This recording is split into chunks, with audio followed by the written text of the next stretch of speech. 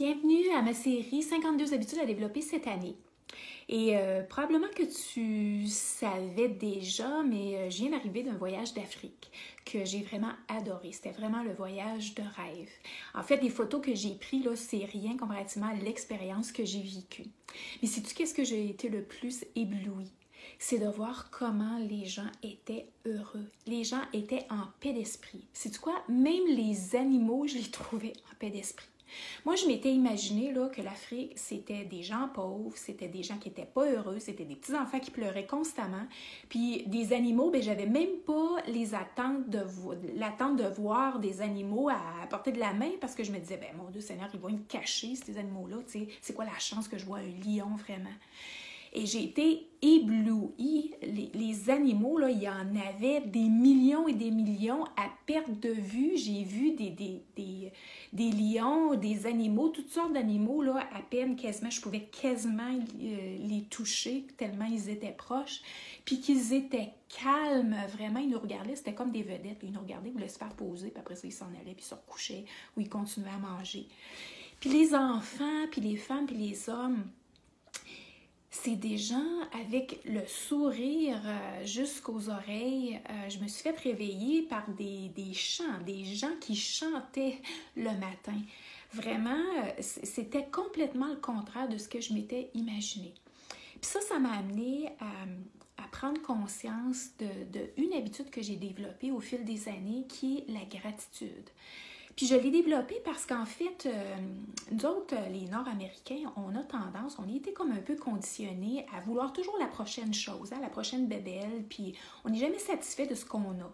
Tu sais, on a un nouveau téléphone, on en veut un autre, on a gagné tel argent, on en veut encore plus, on a tel vêtement, bien, on l'a mis pendant une semaine de temps, puis après ça, on en veut un autre. On veut toujours plus.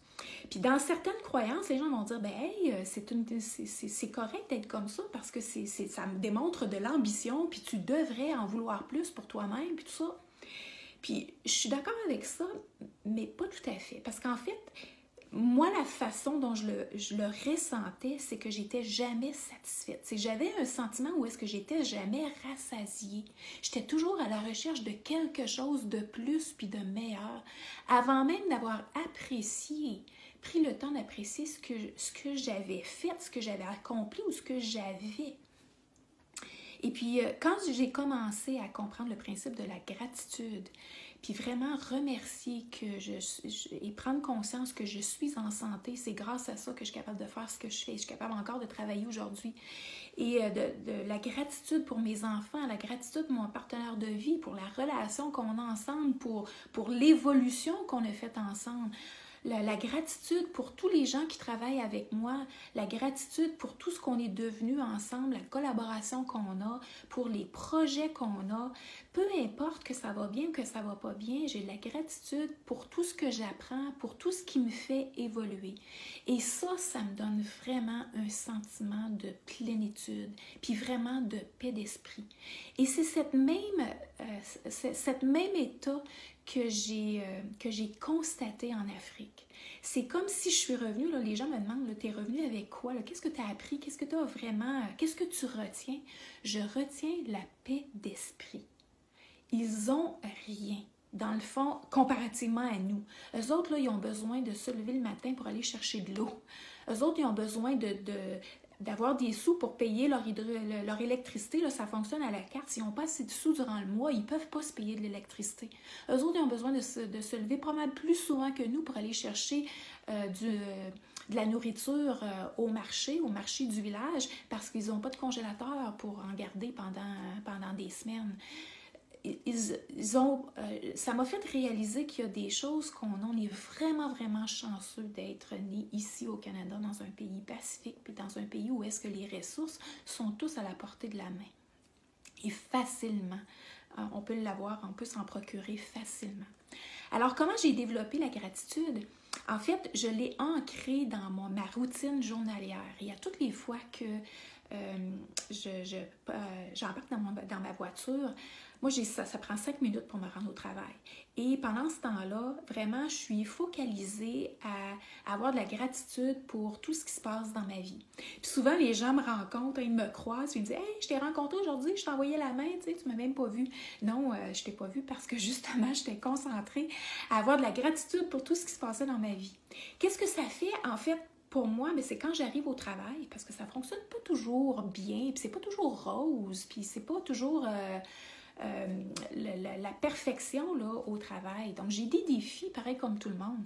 Qu'est-ce que ça fait? C'est que quand je rentre, peu importe ce qui se présente à moi, je suis déjà dans une autre énergie. Je suis dans une énergie vraiment dynamisante, puis une énergie qui me donne la motivation d'affronter peu importe ce qui va se passer dans ma vie.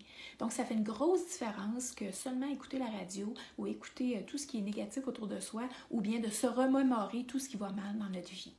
Alors, moi, je t'invite à l'essayer, à l'implanter dans ta vie, la gratitude. Donc, remercier. Donc, tu pars tous les aspects de ta vie. Donc, tu commences par toi-même, ta santé, ce que tu as accompli, ce que tu es en train de faire, ce qui va bien dans ta vie, tes attributs, qu'est-ce que tu apprécies de toi. Puis après ça, tu vas à ton partenaire de vie, puis à tes enfants, puis tous les gens qui sont autour de toi, qui sont dans ton environnement, tes collègues de travail. Même ton patron, tu peux y trouver des choses que tu peux apprécier. Alors, ça va t'aider à vraiment à travailler ton esprit, à focaliser sur qu'est-ce qui est beau et bon dans ta vie. La gratitude. Alors, si c'est quelque chose que tu fais déjà, commande, puis partage-nous comment tu fais, puis qu'est-ce que ça t'apporte, toi, dans ta vie, parce que le but de tout ça, c'est vraiment d'inspirer le plus de gens à créer une année mémorable. Bon succès!